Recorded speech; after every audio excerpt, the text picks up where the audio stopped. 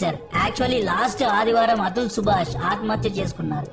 సోమవారం రోజు అతుల్ తమ్ముడు వికాస్ కుమార్ మారతల్లి పోలీస్ స్టేషన్ లో కేసును నమోదు చేశాడు. దీంతో నలుగురు బెంగళూరు పోలీసులు బెంగళూరు నుండి ఉత్తరప్రదేశ్ కు వెళ్లారు. ఇందులో ఒక ఉమెన్ పోలీస్ కూడా ఉన్నారు. ఈ నలుగురు పోలీస్ ఆఫీసర్స్ నిఖితా సింఘానియా నివసించే ఉత్తరప్రదేశ్ లో ఉన్న జౌన్పూర్ ఇంటికి వెళ్లారు. నిఖితా సింఘానియా ఫోటో ఇక్కడ చూడొచ్చు. నిఖితతో పాటు ఈమె తల్లి నిషా సింఘానియాను, తమ్ముడు అనురాగ్ సింఘానియాను కూడా అరెస్ట్ చేశారు. న్యూస్ లో ఈ విషయం తెలుసుకున్న నిఖిత తక్షణమే అక్కడి నుండి పరారీ అయింది. బెంగళూరు పోలీసులు నిఖిత ఇంటి బయట అరెస్ట్ నోటీస్ ను వేయడం ఇక్కడ చూడొచ్చు. తర్వాత బెంగళూరు పోలీసులు అక్కడి లోకల్ పోలీస్ స్టేషన్ కి వెళ్లి పోలీసులను కలిశారు. నిఖిత అండ్ ఫ్యామిలీ జౌన్పూర్ లో ఒక లాడ్జ్ లో ఉన్నట్లు తెలుసుకుని పోలీసులు తక్షణమే లాడ్జ్ కు చేరుకున్నారు. ఫైనల్లీ నిన్న ఉదయం ఉత్తరప్రదేశ్ లోని ప్రయాగ్రాజ్ లో నిఖిత తమ్ముడు మరియు నిఖిత తల్లైన నిషా సింఘానియాను అరెస్ట్ చేశారు. నిన్న సాయంత్రం నిఖితను గురుగ్రామ్ లో అరెస్ట్ చేశారు.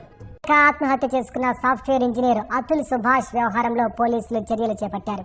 అతని భార్య నిఖితా సింఘానియా, ఆమె తల్లి నిషా, సోదరుడు అనురాగ్ సింఘానియాను బెంగళూరు నగర పోలీసులు అరెస్టు చేశారు.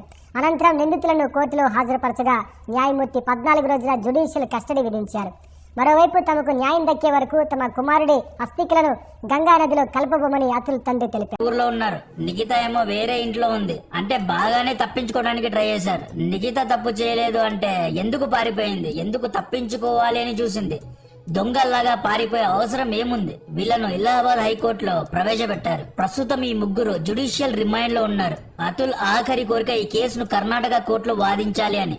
అతుల్ క్లియర్ గా తన ఆఖరి వీడియోలో చెప్పారు. తనకు ఉత్తరప్రదేశ్ కోర్టుల పైన, అక్కడి జడ్జీల పైన నమ్మకం లేదు. అక్కడ అందరూ లంచాలు తీసుకునే వారే ఉంటారు. ఒకవేళ ఇలహాబాద్ లో ఈ కేసును వాదిస్తే ఎప్పటికీ అతుల్కు న్యాయం జరగదు. డెఫినెట్ గా ఈ కేసును కర్ణాటక కోర్టులో ట్రాన్స్ఫర్ చేయాలి అంటున్నారు. ఒక కేసును ట్రాన్స్ఫర్ చేస్తే హియరింగ్స్ ప్రొసీడింగ్స్ కోసం నిఖిత ఉత్తరప్రదేశ్ నుండి బెంగళూరుకు రావాలి. ప్రతి వారం రావాల్సి వస్తుంది. బెంగళూరు ట్రాఫిక్ లో కోట్ల చుట్టూ తిరిగితే ఎంత కష్టమో నిఖిత మరియు నిఖిత ఫ్యామిలీకి కూడా తెలియాలి కదా. భారతీయ చట్టాలను నిఖిత ఫ్యామిలీ మిస్యూజ్ చేశారు. వీళ్ళ కారణంగా నిజంగా ఒకవేళ ఒక ఆడపడుచు వేధింపులకు గురైతే ఎవ్వరూ నమ్మని పరిస్థితి. సెక్షన్ 498A ను అడ్డు పెట్టుకుని అతుల్ పైన ఫాల్స్ హరాస్మెంట్ కేసెస్ ఎన్నో వేశారు.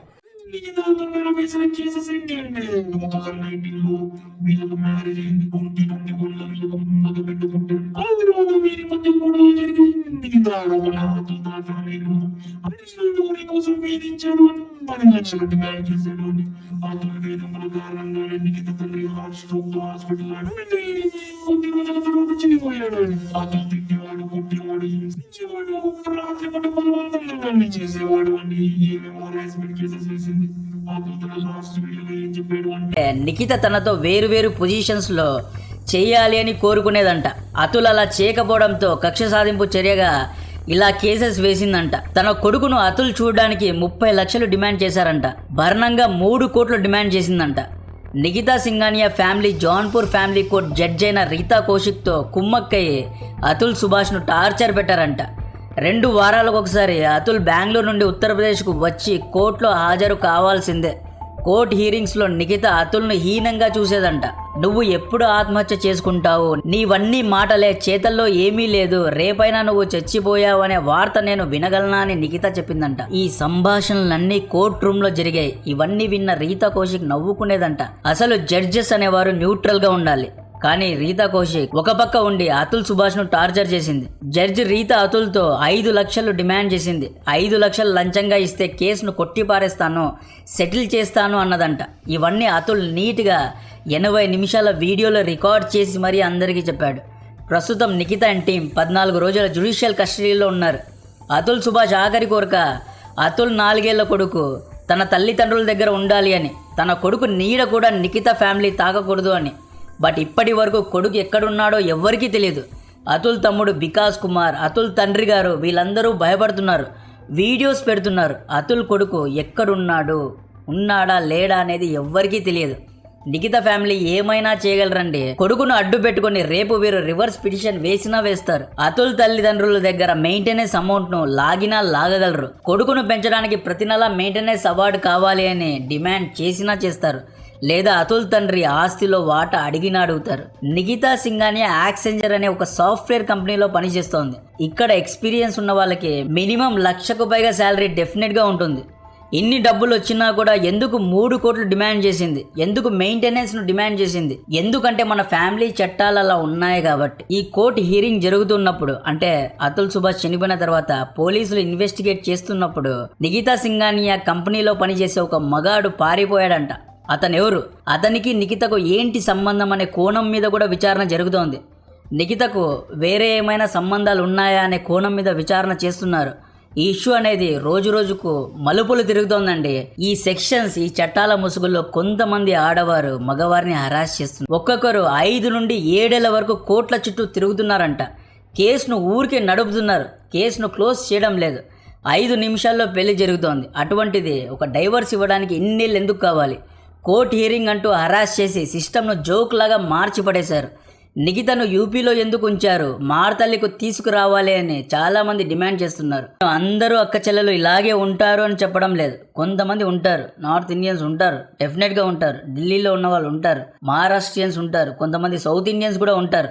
వీళ్ళు సెక్షన్ 498(a)ను అడ్డు పెట్టుకొని ఎన్నో కేసెస్ పెడతారు. ఇక మగాడి జీవితం సంక నాకాల్సిందే. ఈ కేసుల కారణంగా కెరీర్లో ఎదగలేరు, కోర్టుల చుట్టూ తిరగాలి. కోర్టులో కేసు ఉంటే వేరే అమ్మాయి పెళ్లి చేసుకోదు. మన ఫ్యామిలీ చట్టాలు ఎలా ఉన్నాయి అంటే, మనవి షరియా చట్టాలు కావు కదా. మన ఫ్యామిలీ చట్టాలు ఎలా ఉన్నాయంటే, ఒక అమ్మాయికి డైవర్స్ ఇచ్చిన తర్వాత ఇంకొక పెళ్లి చేసుకోవాలి. ముస్లిమ్స్ లాగా మనకు పాలిగమీ లేదు. ఒక అమ్మాయికి డైవర్స్ ఇచ్చిన తర్వాత ఇంకొక పెళ్లి చేసుకోవాలి కాబట్టి వేరే అమ్మాయిని పెళ్లి చేసుకోలేరు, లవ్ చేయలేరు. సో డైవర్స్ కారణంగా ఒక మగాడి 10 ఏళ్ల జీవితం వేస్ట్ అవుతుంది. ఈ అలీమోనికి భయపడి చాలా మంది యంగ్ జనరేషన్స్ పెళ్లిళ్ళు చేసుకోవడం మానేశారు. మన ఫ్యామిలీ చట్టాలను మార్చాలి, ఓవర్ హాలింగ్ చేయాలి. దీని గురించి డిబేట్ జరగాలి. డౌరీను అలాగే యాలిమోనీను, కట్నం అండ్ భరణం రెండింటినీ క్యాన్సిల్ చేయాలి. మీటు ఉన్నట్లే మెంటు కూడా ఉంటుంది. ఇక్కడ ఎక్కువగా లాభపడుతోంది ఈ కేసులు వాదించే లాయర్స్ అండి. ఇది నిజం. ఒక్క కేసు హీరింగ్కు లాయర్కు 20 నుండి 50 వేలు కట్టే వాళ్ళు కూడా ఉన్నారు. కేసును బట్టి ఛార్జీలు ఉంటాయి. దీన్ని నిలువు దోపిడీ అంటారు, స్కామ్ అంటారు. అతుల్ సుభాష్ బాధ కూడా ఇదే. చట్టాలను, న్యాయ వ్యవస్థను నడపడానికి, పోలీస్ వ్యవస్థను నడపడానికి ట్యాక్సులు కడుతున్నాం. ఇండైరెక్ట్ ట్యాక్స్లు, డైరెక్ట్ ట్యాక్స్లు కడుతున్నాం. ట్యాక్సులు కట్టించుకుంటున్నారు, కట్టకపోతే నోటీసులు వేస్తున్నారు. కోర్టు విచారణ కూడా ఎందుకు డబ్బులు కట్టాలి? అసలు కోర్టు అనేది ఒక గవర్నమెంట్ ఎంటిటీ. అటువంటప్పుడు ట్యాక్స్ కట్టి మళ్ళీ ఎందుకు హీరింగ్స్, డాక్యుమెంటేషన్స్, ప్రొసీజర్స్ కోసం డబ్బులు కట్టాలి? లాయర్స్ కు డబ్బులు కట్టాలి, జడ్జిలకు ఎందుకు డబ్బులు కట్టాలి? అతన్ని న్యాయాన్ని కాపాడే పెద్దలు గ్రహించాలి. సుప్రీంకోర్టు, హైకోర్టు జడ్జిలు దీని గురించి మర్దన చేయాలి, డిబేట్ చేయాలి. అతుల్ సుభాష్ కేసు అనేది ఒక ఫ్లాగ్ బేరర్ లాంటిది. అతుల్ సుభాష్ అనే వ్యక్తి టార్చ్ బేరర్ లాంటి వాడు. ఇది ఒక red flag. BJP MP Kangana Ranaut media ముందుకు వచ్చి జనరలైజ్ చేసి మాట్లాడింది. 99% అమ్మాయిలకు హరాస్మెంట్ జరిగింది అన్నట్లు, ఈవిడేదో అంతా చూసినట్లు డైరెక్ట్ గా ఒక స్టేట్మెంట్ ఇచ్చి అతుల్ సుభాష్ నమ్మకూడదు అన్నట్లు స్టేట్మెంట్ ఇచ్చింది ఈవిడ.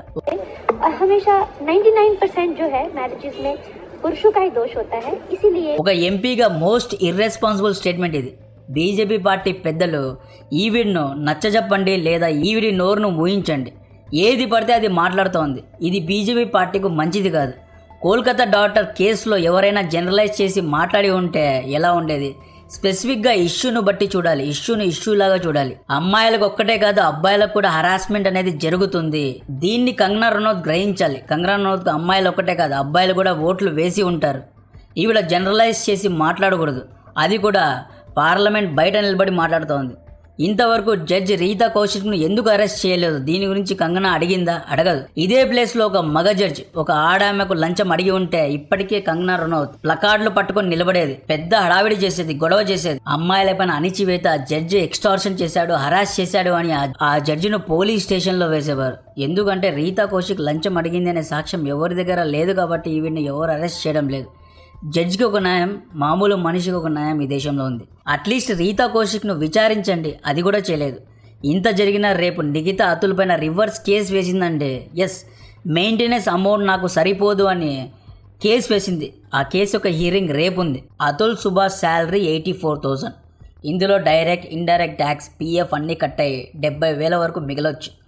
ఇందులో 40,000 మెయింటెనెన్స్ అమౌంట్ ఇచ్చేస్తే 30,000లో రెంట్ కడతాడా? కోట్ల చుట్టూ తిరుగుతాడా? ఇంటర్నెట్ కొంటాడా? తింటాడా? ఏం చేయగలడు? ఇవన్నీ కాక రేపు రివర్స్ కేసు నిఖిత వేసింది. అతుల్ తల్లిదండ్రులు మెయింటెనెన్స్ కట్టాలంట. అతుల్ తల్లిదండ్రులు ముసలి వాళ్ళు, వీళ్ళిద్దరూ ఎలా డబ్బులు కట్టగలరు?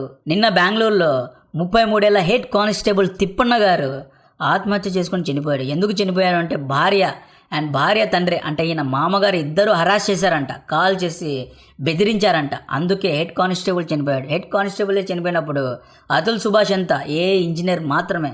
ఇతను ఏం చేయగలడు? రేపు చండీగఢ్లో రీతా కౌశిక్ను అరెస్ట్ చేయాలి అని పెద్ద ఎత్తున ప్రొటెస్ట్ చేస్తున్నారు. దీని గురించి మరిన్ని అప్డేట్స్ ఇస్తూనే ఉంటా.